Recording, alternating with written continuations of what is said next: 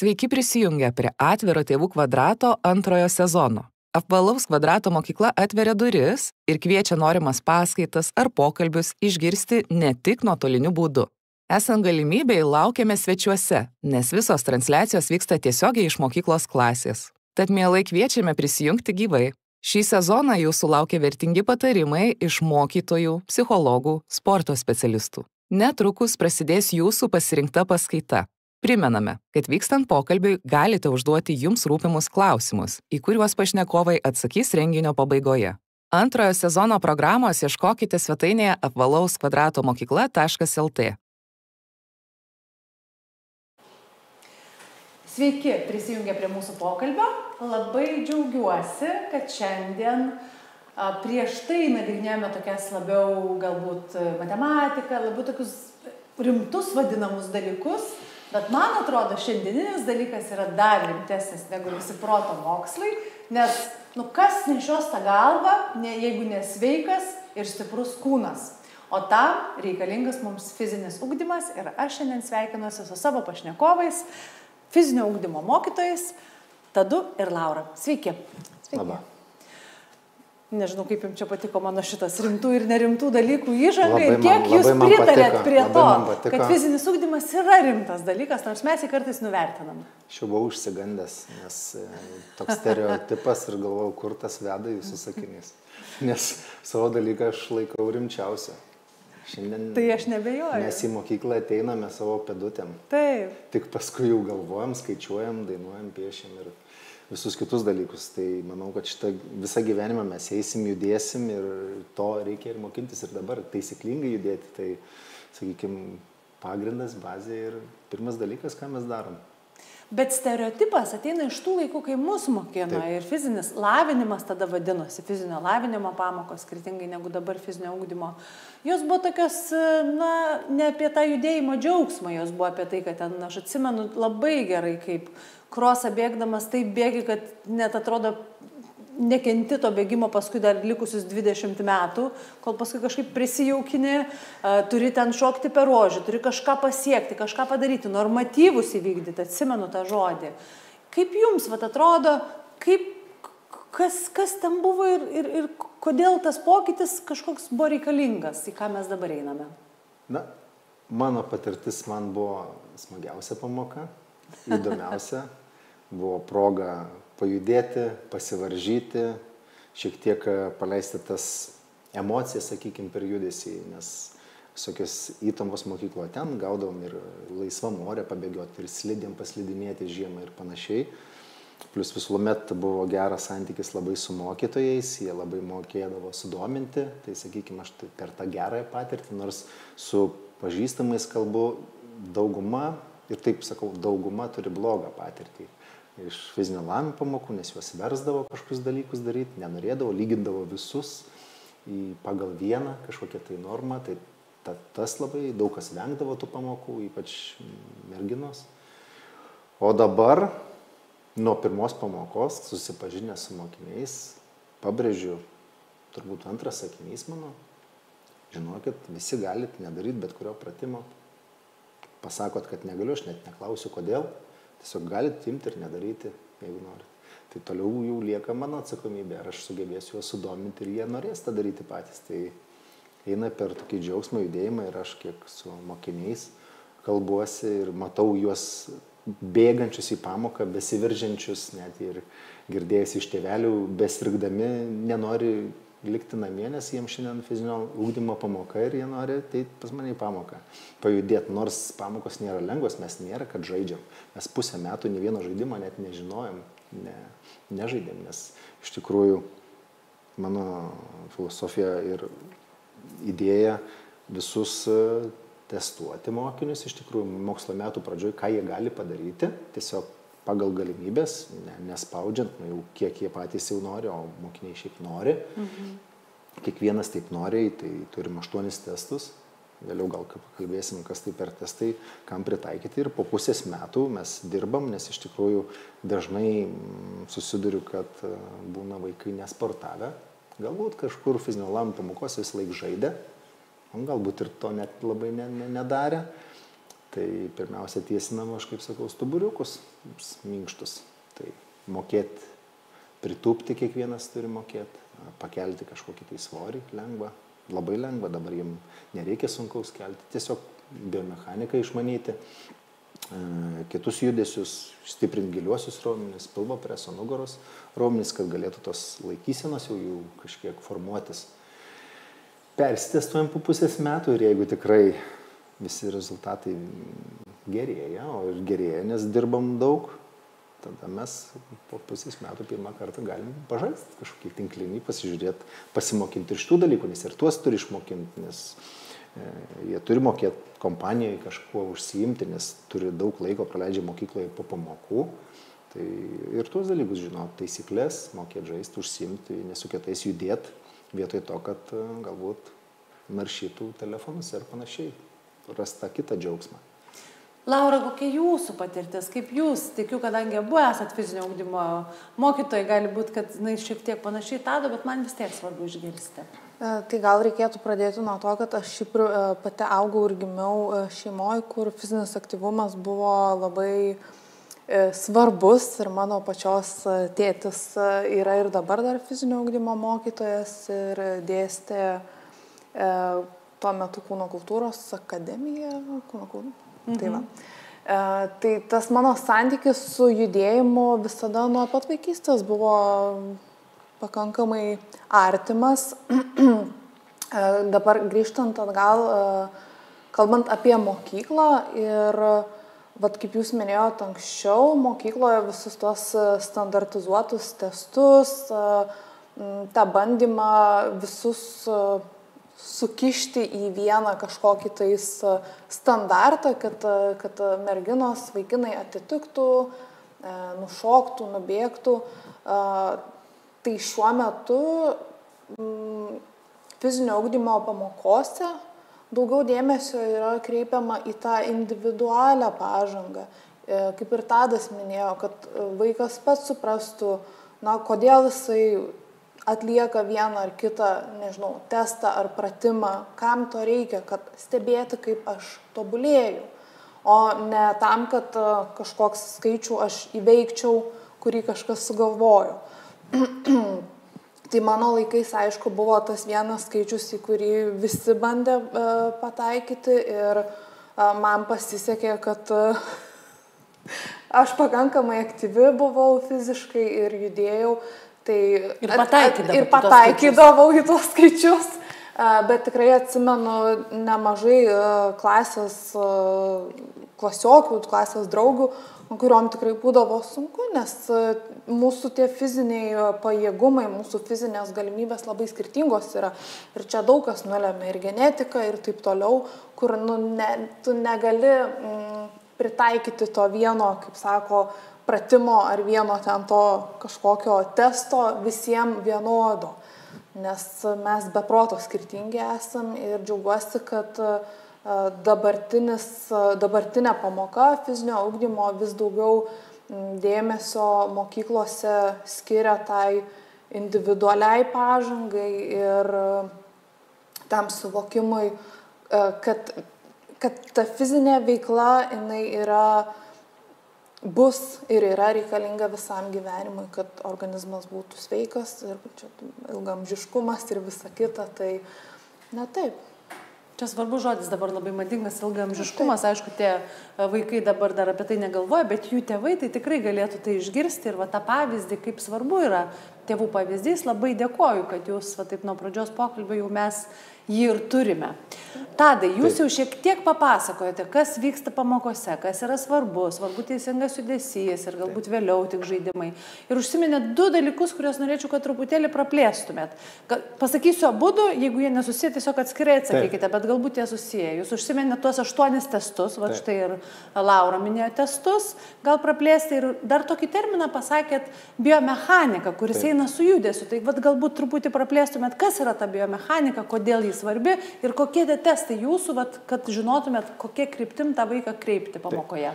Biomechanika tai išmanimas, kaip kūnas turi judėti. Pavyzdys pritupiant, ar ne, kad neperkelti svorio visos į pėdų pirštų galus, nes tai išeina ir keliai labai į priekį ir apkrova visą jiem keliam kyla, paskui keliant svorį vėlgi, kad nepaleistumėm nugaros, kad suprastų judesys, kur turi būti mūsų masės centras ir panašiai, kaip tas judesys turi būti atrodyt ir ką mes turim jausti keliant svorį, judinant kitus objektus, kad nekenktumėm savo, o galėtumėm efektyviai bei saugiai tą daryti.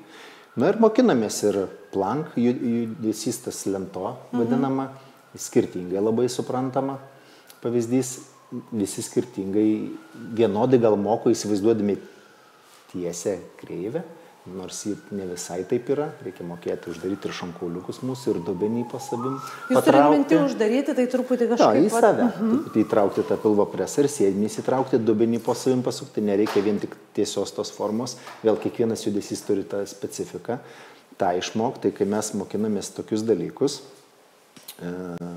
mokiniai stiprėja smarkiai, nes mokslo metų pradžioj stebėjau, kad net 10 sekundžių lentoje jau mokiniam kilo problemų. Tai lenta yra vienas testas, teisingai suprantu? Ne. Lentos testo nėra, nes tai būtų labai neobjektyvu. Gerai. Nes labai būtų sunku taisyklingą formą. Ir būtų neobjektyvu, nes vienas neteisingai darydamas ir jau pabūtų. Tai jau būtų neobjektyvu. Supratau. Tarkim, testai. Yra 5 minučių burpių testas. Burpis yra fizinis pratimas, kurio vienu metu reikia atsigulti ant žemės ir vėl atsistoti ar pašokti į viršų, bent tiek, kad užtektų lapas popierius, laisvai praslystų mums pro pėdom ir sukryžiuoti rankas virš galvos ar jomis suploti.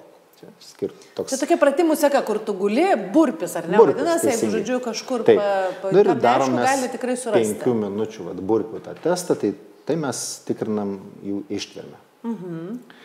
Tada turim šuolį į tolį, vėlgi tas sprogstamoji jėga keturgalvių.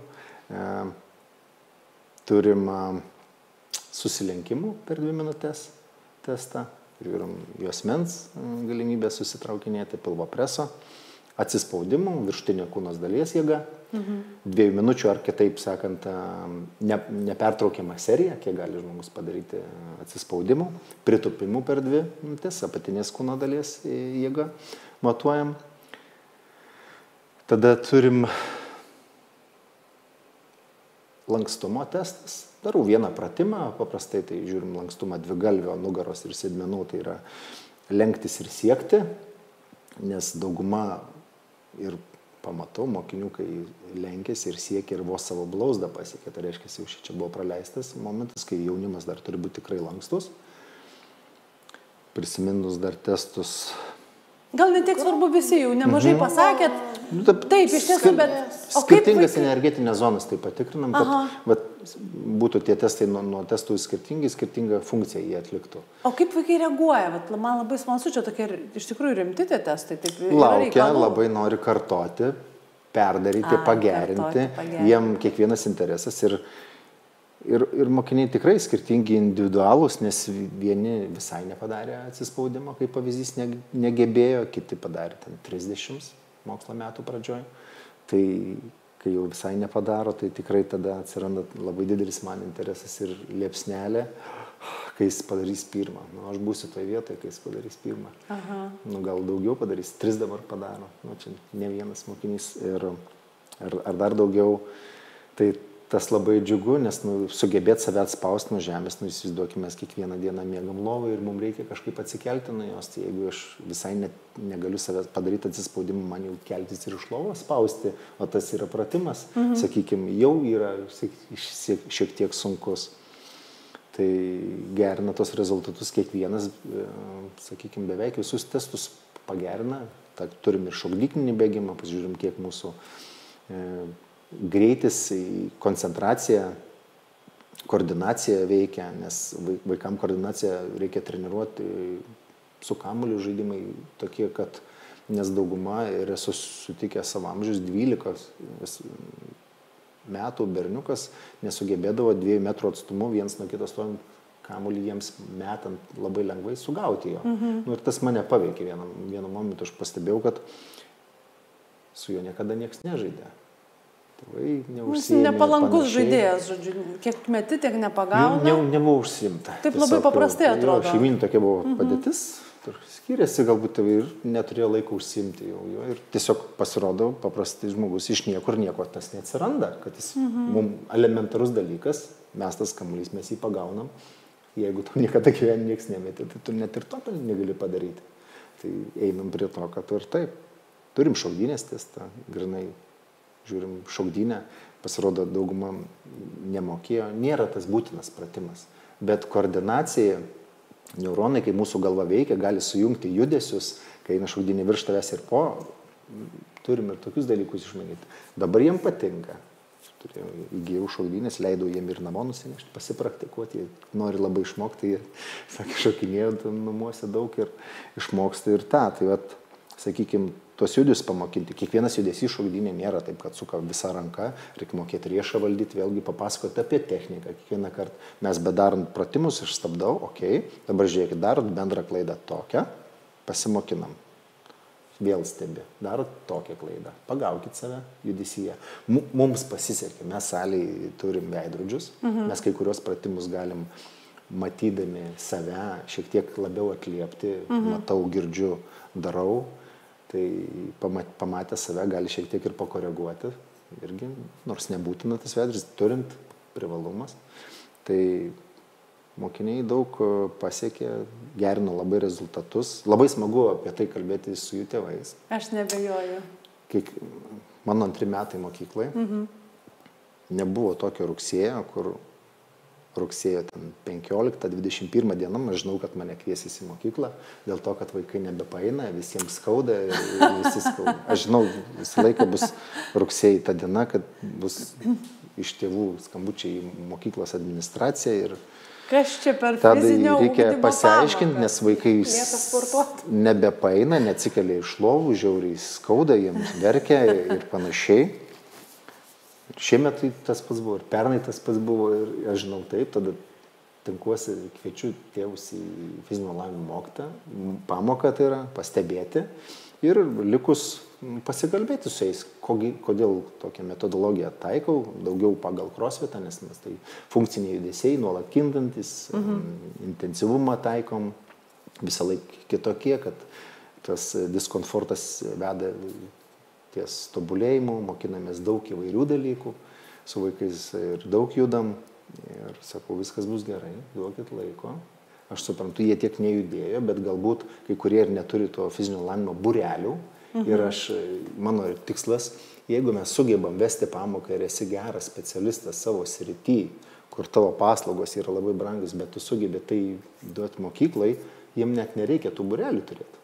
Jie turės patį mokyklą suteikti geriausią fizinio lavinimo pamoką ir tą patį ugdymo, sakykime, ir tą būrelį atstoja tą pamoką, jis galės fiziškai ugdyti save, stiprėti, tobulėti pamokoj. Kas nenori, aš noriu, kaip mano vaikai paaugs mokyklai ir turėti viską mokyklai. Ir nereiks ieškoti logistikos, spręsti kažką. Ir žinau, kad tvirtėja, apžvelgim testų rezultatus, aišku, po pusės metų siunti tėvam, patiem mokiniams susipažinti, visi žino savo, mato, tobulėja, džiaugiasi ir žino, kad čia jis bus pasirūpinta. Nu, super. Aš gal išduosiu stebėtojams ir klausytojams paslaptį, kurios dar nepasakiau, kad jūs esate šeima. Abudu sportiški žmonės, šeima, rūpinatės kitų vaikų, va štai tėvai priekaištauja, kitų vaikais rūpinatės, kitais žmonėmis net rūpinatės, Tadai prisipažinot man prieš laidą, kad ir suaugusius žmonės verčiate jų pageidavimu sportuoti. Ar kaip jūsų namuose, ar lieka laiko su savo vaikais, ar lieka laiko patiems kažkokio tokio aktyvumo turėti namuose, kaip čia vyksta? Mums pasisekė, berniukai pamėgo tą patį sportą. Turit 2 vaikus, ar ne? Turim 2 vaikus, 3 laukiam ir berniuko. Tai aš kartu antradieniais, ketvirtadieniais vykstu su jais į džiudžitsu treniruotės ir vyksta vienu metu. Čia labai pasisekė. Jūs vienoje salėje, jie šalia, ta prasme? Taip pačioj salėje. Ai, kartu. Skiria širmą, tiesiog atskirta. Tėčiai ir vaikai. Tėčiai ir vaikai, treniruotės, jie patys mane stebėjo, tada pradėjo lankyti jau nuo 3 metukų. Tai antradienis, ketvirtadienis vykstam kartu visi į džiudžitsu, šį šeštadienį visi 3 vykstam į Lenkiją į varžybas, visi varžomės. 5-metis, 6-metis ir 40-metis tėtis, visi, kaip kam pasiseks. Bet visi varžomės, ačiū. Tai čia, tada pirmadienį, trečiadienį Pranciškus vyresnis į crossfito salę, crossfitą sportuoja, o kiekvieną savaitgalį visai šeimoje pas mus tradicija nuo jau 2 metukų, turbūt, kada jau einam žygius. Kiekvieną savaitgalį. Pažintinius takus aplink. Stengiamės kiekvieną. Visai būna, visai, aš suprantu, šeima, serga žmonės, taip, arba tiesiog kažkokius susikaupę. 1% gali ir netitik, bet visi laikai einam, tai visus pažintinius takus gerai žinom aplink, labai patinka. Iš pradžių būdavo, taip, 2 metai verkė, nenori, panešk, bet suglaudus kojas, leisdavau pasidėti šiek tiek, nes kartais palyja būdavo panašiai, žiemą, tai su guminiais eidavau, sakau, galit atsisėst, trumpai pailsi, kilk, einam, bet patys. Verkdavo, būdavo visko, o dabar 7 kilometrus, va ir Druskininkus grįžtam. Iki Velnio akmens nuėjo gal 1 kartą, o visus kitus jau dabar bėga, tiesiog bėga. Koks mylimiausias aplink Vilnių jūsų takas šeimos, sakėt, visus žinot, tikrai, jeigu vaikščiat kas savaitgalį, tai nesykiai esat praėję. Man tai Dūkštos patinka. Dūkštų ten 2 net yra, 2 pažintiniai Dūkštų aplink Dūkštus. Tai gerai, kas nebuvę siunčiam jūs į Dūkštas, ar ne? Jo, ir ties upeliais. Labai toks jo. Labai. Keičiasi ten ir gamtovaizdis. Varnikų takas atremontuotas, atrenovuotas jau pagaliau, nes labai dažnai vaikščiodom tenais, tai ten smagu. Fizinis ugdymas vadinamas dar ir kūno kultūra. Aš jau pradėjau apie tokį stereotipą apie mokslus, bet va ta kultūra irgi atrodo toks kažkoks dalykas toliau nuo kūno, bet sujungtas su kūnu, va kokia jūsų nuomonė, kas va tas, nežinau, kodėl žmogui yra svarbu ta kūno kultūra, kodėl svarbu jam būti fiziškai aktyviam? Jis visą gyvenimą judės, faktas, reiks judėti ir panašiai. Aš tai taip skaudžiai visą laiką sakau, turiu tokią pastebėjimą, kad ta kultūra turi vystytis iš šeimos, nes vaikai jie ugdosi ir sako, mes niekada negalim, taip, mes turim norą, kad vaikai pranoktų mus ir visą kitą, bet negali būti visiškai fiziškai neaktyvus, puoselėti sofos kultūrą ir tikėtis, kad tavo vaikas bus sveikas, judės tokį, kaip tu įsivaizduoji, kaip tu nori, tai nieko nebus. Turim patys pavyzdį rodyti, nes tai gerina aplamai gyvenimo kokybę. Jeigu tu sugebi judėti, netingėti, atsikelt, tu ir daugiau padarai. Pakalbinus daugelį savo atletų ir pats iš savęs žinau, kad jeigu tu fiziškai stiprus, pajėgus ir ištvermingas, tau nesunku ir namų ūkio darbai, nes tai ne tik visą laiką pervargęs, žemas tavo, sakykime, toks aktyvumas, tu nori po darbų ar po kažko tik tais griūti į sofą ir žiūrėti į tą televizorių. Nes tėvai galbūt neskiria daug dėmesio į save ir galvoja tik apie vaiką, bet ir toks posakis, aš kaip kariškis sakau, taip, visi tėvai yra pasakę ir sako ir mėgsta tą sakyti, galėčiau mirti dėl savo vaikų. Aš tai manau, kad mėgėjai pakalbėti. Nes nereikia mirti, padaryk 10 pritupimų. Tikrai galėčiau mirti, bet mirtis tai yra baisiausias dalykas. O ar gali būti sveikas dėl savo vaikų? Ar gali būti sveikas dėl savo vaikų?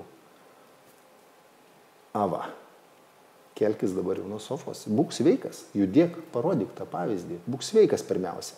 Mirt galiu, tu kalbi, jeigu tu net negali būti sveikas, kas yra daug lengviau, paprasčiau ir panašiai. Teisingai. Būk sveikas. Bet gal ir apskritai, kalbant apie vaikus, kodėl jiem yra svarbu ankstyvam amžiui tas fizinis aktyvumas, fizinė veikla, nes tai padeda jiem vystytis apskritai. Jų smegenys vystosi, jie patys vystosi. Ir tas yra be proto svarbu, nes visa ta bazė, kurią tu įdedi vaikui, 5-6 metų, ypač jeigu jisai turi pavyzdį, kad sportuoja vaikai, labai didelė tikimybė, kad jam suaugus jisai toliau užsiminės kažkokią fizinę veiklą ir kad jam nebus svetima kažką sportuoti, vis kažkur eiti, judėti. Tai čia dar vienas svarbus momentas, kodėl reikia aktyvinti vaikus nuo pat ankstyvo amžiaus, nes tai ir yra pamatas jų visam gyvenimui ir jų tam santykiui su fizinė veikla. Nes jei nėra, jei vaikas, nežinau, ten iki 9, 10, 12 sėdėjo prie ekrano, jam labai sunku bus pamilti tą sportą ateityje. Sunkiau tikrai negu tam, kuris tiesiog taip natūraliai kažkaip čia judėjo, ten judėjo, tai jau jam tampa savita jo. Tai va čia labai svarbus momentas, kurį norisi paminėti. Ir dar vienas svarbus dalykas yra, kad netgi yra ir rekomendacijos, taip, kurias mes turim, ir tos pačios PSO, tai patys mažiausi vaikai, kaip galvojat, kiek turėtų judėti per dieną? Tol, kol yra prabudę, kiek esu girdėjusi. Tai iš ties 5-6 metų, ypač berniukai, tai yra 180 minučių pakankamai normalaus fizinio aktyvumo. Tai tikrai daug. Dabar iš tiesų, dabar tas laikas yra, kai atėjęs, kai mes juos sustabdom. Aš turiu kalbėti bendrai mes apie visą visuomenę, apie nemažą dalį tėvų, nebūtinai apie kiekvieną šeimą, nenoriu, kad taip nuskambėtų, bet tas ekranų buvimas tikrai vaikų sustabdo daugiau negu turėtų būti. Ir, įsivaizduokime, suprantu, kad jūs iš to jūsų gyvenimo būdų, iš to, kaip jūs, Laura, dalinotės apie savo šeimą, iš kokios jūs atėjote ir dabar jau apie savo šeimą, kurią sukūrėt su Tadu ir turite vaikus, ir žygiai svarbi yra dalis, ir fizinė kultūra, bendros treniruotės, varžybos yra svarbi dalis. Bet yra žmonių, kurie neturi to kažkokio įdėto jau grūdo judėjimo ir galbūt tikrai yra patogu grįžus iš darbo, esi pavargęs ir tikrai yra patogu nusispirtos batus, gult ant sofos arba ten įsijungtą televizorių ir sakyt, kad čia yra mūsų laikas su šeima. Kaip tokius vaikus sudominti, kaip tokius, nežinau, paraginti, gal vaikas gali šeimą atnešti tą idėją apie judėjimą. Koks jūsų būtų įžvalga ar patarimas, kaip galima sudominti tuos, kuriems tas sportas atrodo toli? Aš gal taip pasakysiu, kaip pamokoje pirmoji pasakau, kaip aš įsivaizduoju ir kodėl vaikam kartais reikia šiek tiek prikasti lūpą ir pakentėti. Kaip medžio principas, ar ne? Sakau, jūs iki 18 metų bręsat ir staigiai augat. Paskui nustojat daugmaž. Išsivysto pagrinde, kol medis vyksta iki 18 metų brendimo laikotarpiu šiuo augimo, jūs labai vystotės, auga jūsų kaulai, minkštie audiniai, sausgyslės, kremzlės ir panašiai. Tai va šituo momentu, ką įdėsi į mokinį iki to amžiaus, jis viską turės. Iki 18 metų, jeigu jis sportuos, judės, vystysis jo plaučiai, kraujagyslių sistema, sausgyslės, kaulų tankis netgi nuo viso to keisis. Jis paskui 20 metų, aš sakau, gali būti visiškam dugne. Alkoholizmas nuo iki. Ir tu tą galėsi grąžinti per mėnesį 3. Vėl tai, ką tu turėjai. Bet jeigu tu to nesudėjai šiuo laikotarpiu, ką gali pasiekti mokyklai, fizinį aktyvumą, tu jau niekada to nepasieksi. Nes jau tai bus viskas išsivystę ir tu negalėsi to pakeisti. Kas sportuos ir vystysis mokykloje, ką įdėsim, tėvai kitą kartą, reikia, kaip prievartą nepasakysi, bet jau duot pasirinkimų vaikui šitas sportas, šitas ir šitas rinkis. Tai vėlgi, davėm pasirinkimų, ar ne, nėra prievartos, bet kažką judėti reikia. Nes čia labai teisingai įžvalga, iš tiesų, tu gali pasakyti vaikui, kad išsirink vieną būrelį sporto, kokį nori. Taip, sporto, kuris, aišku, čia yra Lietuvoje, ne to, kur čia nėra kažkur. Iki to 18 metų mes jį sudėsim, niekur nedings turės. O toliau jau rinkis, ką nori. Bet galbūt pamils, įprotis atsiras, ta pati kultūra. Supratimas, kad mūsų vaikai mato mus visą laiką sportuojančius, augo nuo mažiuko vežimėliuose, kada mes sporto salėje sportuojam, tai jie galbūt supranta kaip duotybė, tiesiog taip reikia, taip judėjimas vyksta. Nėra taip, kad dabar sakyčiau, visi pulkit labai daug sportuoti. Tiesiog kas niekada to nedarėt, sekmadienį, šeštadienį vietoj sėdėjimo per televizorių žiūrėjimą per langą, žiūrėkit kintantį vaizdelį, eikit Pasivaikščiot. Aš va tą patį pagalvojau, galbūt mes, gal ir aš čia truputį klausdama jūsų irgi, taip kažkaip kalbam sportas, bet galbūt tiesiog tą sportą galvoti reikia apie judėjimą. Aš buvau kažkadaise tokį tą gudrų žiedą nusipirkus, kur miega stebi. Ir jisai kažkurio metu ten po kažkokiu update'u, jisai pradėjo man, reiškia, rodyti, kad, jis fiksuoja kažkokią fizinę veiklą. Ir aš labai juokiausi vyrui. Jis, žodžiu, fiksuoja viską. Jeigu aš, pavyzdžiui, namuose ten truputį pasitvarkiau, jis jau rašo physical activity. Jis džiaugiasi, kad aš pajudėjau.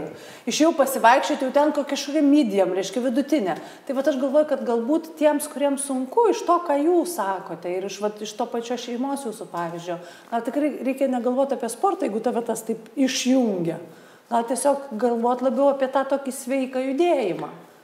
Apie sportą vėlgi pamastyti reiktų, bet nes to tikrai nepakaks.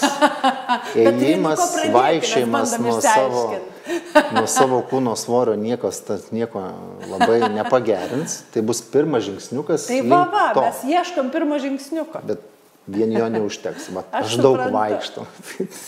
Gerai, fainai.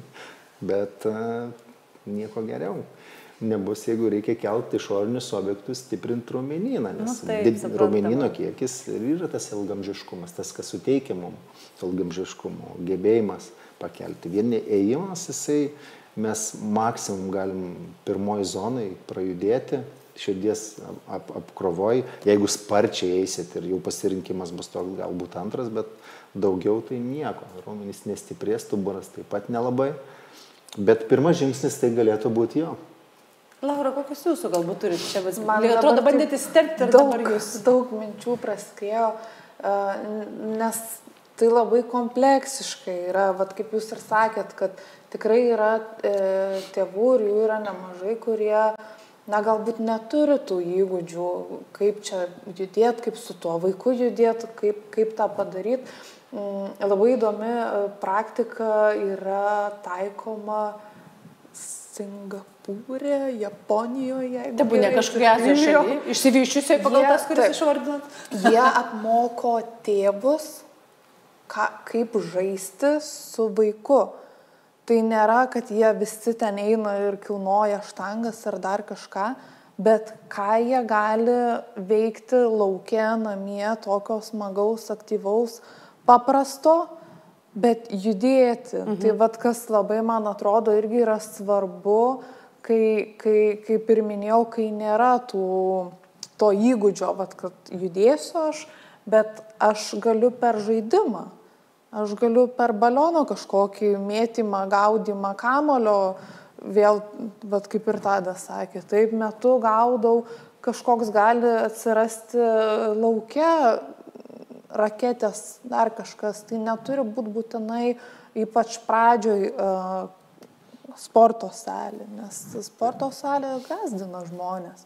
Bet toksai natūralus žaidimas, natūralus sudominimas vaikų per žaidimą, jis labai veiksmingas yra. Ir dabar vis daugiau tos praktikos yra taikoma įtraukti vaikus į fizinės veiklas per žaidimus. Ačiū. Dar aš dėsiu jums vieną stereotipą ant stalo dabar. Tai yra toks stereotipas, kad tie, kurie sportuoja, tie sportininkai, tai jiems nelieka laiko mokytis. Buvo toks stereotipas tikrai. Jau šitie sportininkai, tai žodžiu, tai kokia jūsų nuomonė yra? Kaip vis dėlto tas sportas dera ir su protinė veikla, ir su kitais mokslais? Treniravau ir turiu savo geriausią mokinį, Teodorą paminėsiu, 13-metis, 14-metis, mokinasi dabar jezuituose, labai tam vidurkiai aukšti. Tai padeda ir protiniai veiklai, atsipalaiduot padeda, visą laiką įtampa, juk būna nuo tų didelių mokslų ir panašiai. Sportui nereikia tiek daug laiko skirti valandą, 2 į dieną, to pakanka, nebūtina kiekvieną dieną, galbūt kas antrą dieną. Ir tikrai spėjau mokytis, aš spėjau mokytis ir karo akademiją baigiau, ir karo akademijoje boksavausi ir kiekvieną dieną ir atrodo tikrai užtenka tos energijos. Ir mes energijos lygis pas jaunimą, kalbam apie mokyklinio amžiaus, kad ir studentavimus, milžiniškas ir gali tikrai daug ką nuveikti, neužtenka vien pamokos ir daugiau nieko, kad neveiks, kad sunku jiems bus mokytis, tikrai ne, jeigu leisim taip.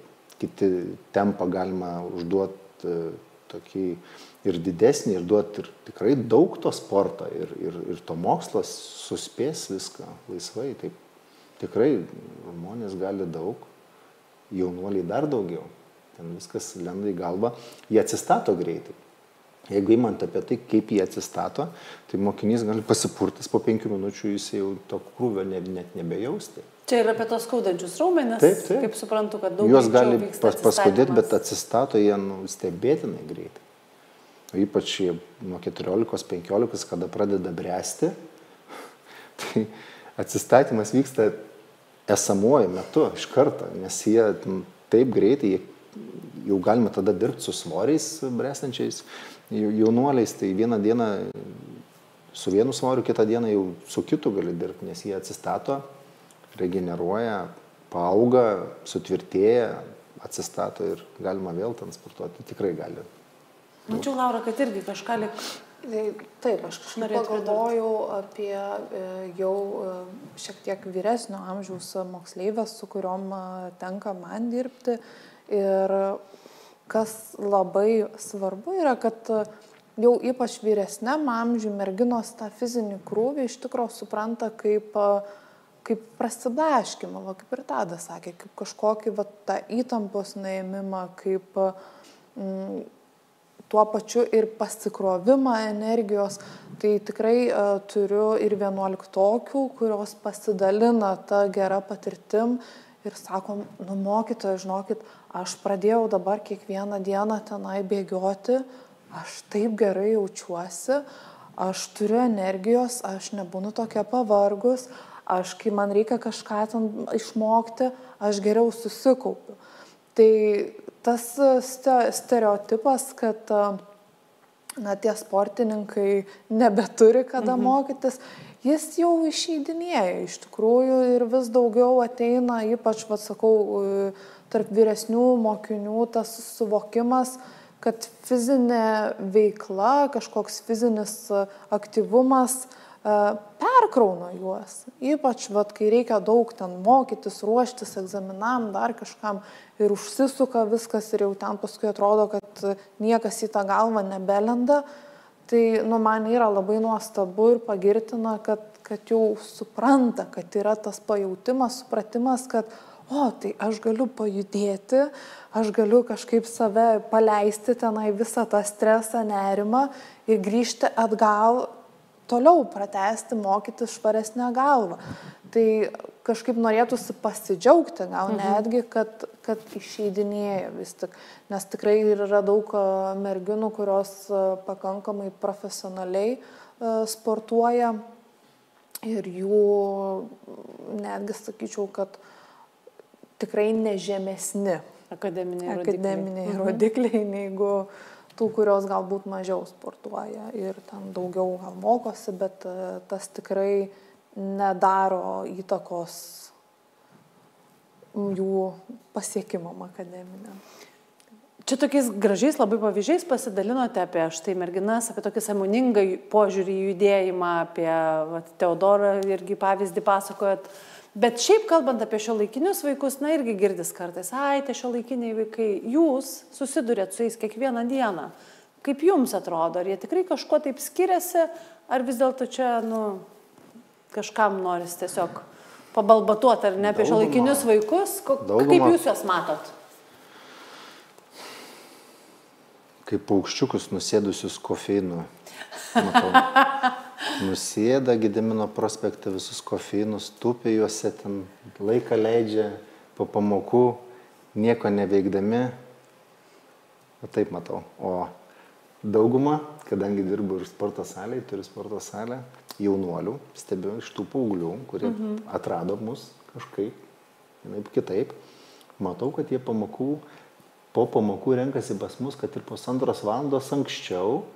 Ir jau pradeda ten, einam prisitraukimų piramidę padarysim, einam, pabandysim išsikelimą, kareivukų padaryti ant skersinio, dar kažką fizinio aktyvumo ir tokia kultūra, ir jų dabar tokia gavosi nemaža kompanija, vis didėja, įtraukia tuos naujus, kad gali ir į tą judesį šiaip, kaip ir mes būdavo. Aš kadangi mėgau sportuoti, mes mokyklai turėjom tokį rūsiuką, štangų buvo, bokso Tai pirštinių. kas rusiuko nematęs? Bokso pirštinių, viską tai eidavom per pertraukas arba langus, kai nebūdavo pamokų, eidavom sportuoti. Labai smagu buvo. Ir ta kultūra, mes susitikdavom visi sportuojantis, taip ir išsikalbam, pailsim, išsikraunam gerai ir pasportuojam. Tai vat, lygiai tokia pati kultūra, ne tiek rūsys, bet kiek sporto salė gali pavirsti. Nes tikrai, daug kas tėvai susimastykit, nes jūsų vaikai nuo nieko neveikimo, tik tada atsiranda tos blogosios mintys ir blogos idėjos ir išdaigos ir kitis, bet kai kurių galbūt nenorėsit, kad jie pridarytų ir paskui, sakau, tokių blogų idėjų kyla.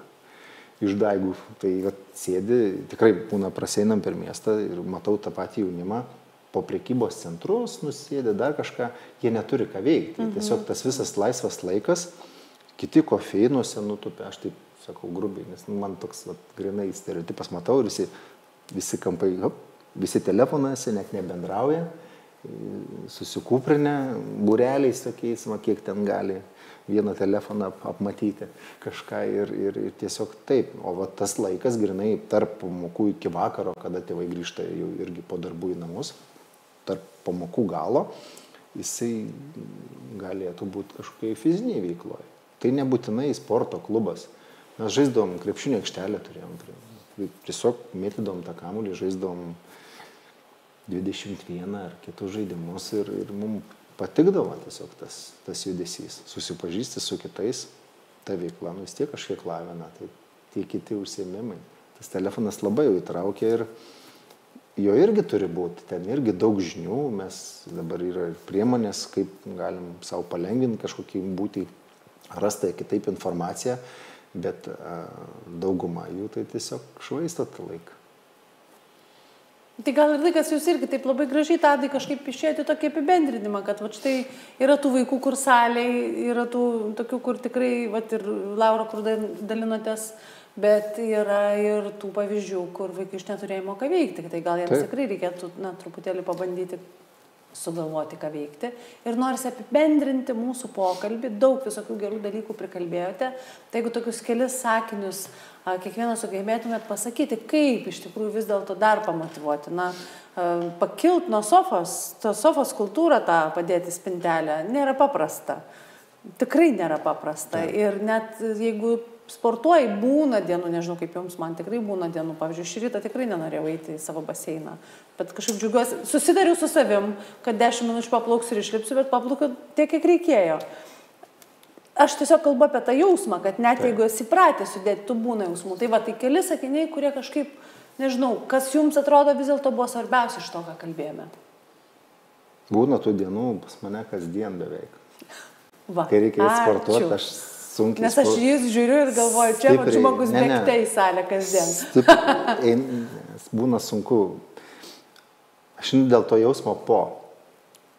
Būna labai sunku nueiti. Kitą kartą aš neinu, leisgyvis, visai rankos nusvirė, jau susikūpinęs galvoju, Dieve, aš jau pasiremdamas, ten 3 aukšte mano sporto salė, jau pasiremdamas į laiptinės turėklus einu, galvoju, Dieve, kaip sunku. Bet po treniruotės, aš jau nėra geresnė jausmo. Aš viską paleidžiu, aš tokiam būna minčių vakume, pailsiu, tas kūnas savo daro, aš savo susitinku kolegas, draugus, kurie taip pat sportuoja, pailsiu ir po tos iškrovos man viskas palaisvėja, sakykime, aš taip atsipalaiduoju, sportuodamas judesys, jis atpalaiduoja mintis, tai vėlgi nuo tos perkrovos dienos. Ir kitą kartą sunku tą sportą, o tai kokį dabar galvos koks tėvelis, kaip čia tą sportą, ką čia daryti to vaiku, visą kitą. Rugsėjo pradžia, Lukiškių aikštė. Sporto šventės, festivalis. Visos sporto šakos vienoje vietoje. Pateiktos įdomiausių, čia kažkoks tradicinis renginys, taip? Tradicinis renginys. Sporto šventė, Lukiškių aikštė ir rugsėjo pradžioje. Visi sporto šakos pristato savo. Gali kiekvieną sporto šaką ten pabandyti. Kviečiasi ir panašiai. Leiskit vaikam ten pažaisti. Kas negalvo, kad tai labai sportos ir ledų dalina būna ir taip. Karštas būna. 3 Bet čia, dienas žinokit, vyksta. jūs pasakėte apie šventę, o aš prisiminiau, kaip atsidarė tokia didelė parduotuvė, kur yra ten link oro uosto, nenoriu čia aš labai reklamuoti ir įvardinti. Ir ten irgi gali pabandyti. Ir aš nusivežiau sūnų ir aš kaip šiandien atsimenu 2,5 valandos, ten buvo gal šiandien tuo metu 6-7, 2,5 valandos žmogus bandė viską. Ir tada dar parsivilko namo kažką, ko jam labai reikėjo. Tai jeigu nelaukiam rugsėjo, tai galima ir į parduotuvę su bandymais. Taip. Tai čia tiesiog aš atliepiau tai, ką jūs sakote, kas nekantraus. O renginių pilna visokių miesto švenčių ir kitokių, aš iš mažesnio miestelio Druskininkų esu. Ir ten būdavo sporto šventės ar miesto šventės ir būdavo tų sportinių veiklų kažkokių tai, kur galima kažkaip save atrasti. Per tą vaiką reikia sudominti, kitą kartą pramogom, paskatinti, ten žaidimo formą rasti, o paskui tas judesys jį pasivys. Sportuojam ir judam dėl jausmo po. Labai dėkoju, užfiksuoju. Laura, jūsų. Aš gal kažkaip norėčiau akcentuoti, kad ta fizinė veikla yra dėl savęs. Tai reiškia, jog aš tai darau savo, dėl savo sveikatos, dėl galų gale ir dėl pavyzdžio, taip, vaikam. Bet pirmoji vietoj tai akcentas būtų, kad